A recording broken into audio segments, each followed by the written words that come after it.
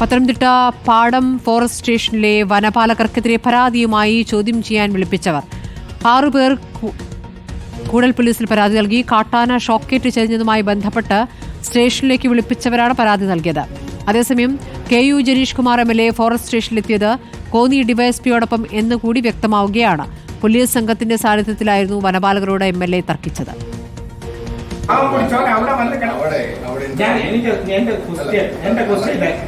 നിയമപരമായിട്ടാണോ ഇവിടെ കസ്റ്റഡി എടുത്തേക്കുന്നത് DSP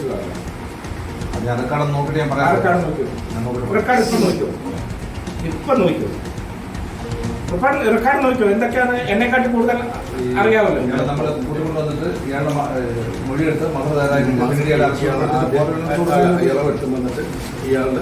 മൊഴിയെടുത്തിട്ട് നമ്മൾ പകർന്നെടുത്ത് കൊടുക്കാൻ വേണ്ടി ഉദ്ദേശിക്കുന്നത്.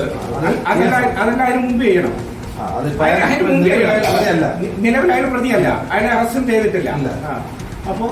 പ്രവീൺ പുരുഷോത്തമൻ വിവരങ്ങളുമായി. പ്രവീൺ, ഇപ്പോൾ ജനീഷ് കുമാർ MLAയുടെ പ്രതികരണമാണ് വലിയ രൂപത്തിൽ വാർത്തയായത്. പക്ഷേ പരാതിക്കാരുണ്ട്, സാധാരണക്കാരായ നാട്ടുകാർ കൂടുതൽ പരാതി നൽകുന്നു വനപാലകർക്കെതിരെ എന്നല്ലേ ഇപ്പോൾ അറിയാനാകുന്നത്. എന്താണ് ഇപ്പോൾ അവർ പറയുന്നത്?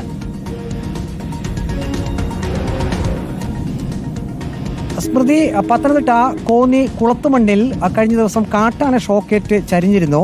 ഈ വിഷയത്തിൽ വനംവകുപ്പിന്റെ ഊർജിതമായിട്ടുള്ള അന്വേഷണം ഇപ്പോഴും പുരോഗമിക്കുകയാണ്. അവിടെ ആ ഭൂ ഉടമയുടെ പേരിൽ ഒരു കേസ് വനംവകുപ്പ് രജിസ്റ്റർ ചെയ്തിട്ടുണ്ട്. അവിടെ കൈതകൃഷിയാണ് നടത്തുന്നത്.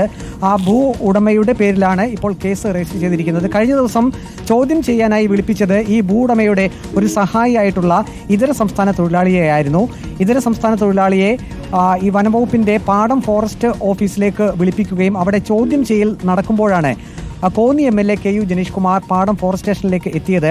കോന്നി പോലീസ് സ്റ്റേഷനിൽ അവിടെ DYSP ഓഫീസിൽ വിവരം പറഞ്ഞ ശേഷം കോന്നി DYSPയുമായാണ് പോലീസ് സംഘവുമായാണ് KU Janeesh Kumar MLA Padam forest സ്റ്റേഷനിലേക്ക് എത്തിയത്. നമുക്ക് ആ ദൃശ്യത്തിൽ കാണാം. കോന്നി DYSPയുടെ സാന്നിധ്യത്തിൽ നിയമപ്രകാരമാണോ ഈ ഇതര സംസ്ഥാന തൊഴിലാളിയെ കസ്റ്റഡിയിലെടുത്തിരിക്കുന്നത് എന്ന് KU ജനീഷ് കുമാർ MLA ചോദിക്കുന്നുണ്ട്. KU ജനീഷ് കുമാർ MLA പറയുന്നത് 11 പേരെയോളം ഇത്തരത്തിൽ ചോദ്യം ചെയ്യുന്നതിനായി ഫോറസ്റ്റ് സ്റ്റേഷനിലേക്ക് വിളിപ്പിക്കുകയും അവരെ അനധികൃതമായി കസ്റ്റഡിയിൽ വെച്ചിരിക്കുകയും ചെയ്തിരുന്നു എന്നാണ്. അങ്ങനെയാണ് അവിടെ തർക്കം നടക്കുകയും പിന്നീട് നക്സൽ എന്ന പദപ്രയോഗത്തിലേക്കൊക്കെ കോന്നി MLA പോവുകയും ചെയ്തത്. അതാണ് വലിയ വിവാദമായത്. ഇപ്പോൾ ഈ ചോദ്യം ചെയ്യാൻ വിളിപ്പിച്ചവരിൽ 6 പേർ ഇപ്പോൾ വനപാലകർക്കെതിരെ കൂടൽ പോലീസിൽ പരാതി നൽകിയിട്ടുണ്ട്. ഈ 6 പേരിൽ നിന്നും കൂടൽ പോലീസ് ഇപ്പോൾ വിശദമായിട്ടുള്ള മൊഴിയും രേഖപ്പെടുത്തിയിട്ടുണ്ട്. പ്രവീൺ പുരുഷോത്തമനാണ് വിവരങ്ങൾ നൽകിയത്.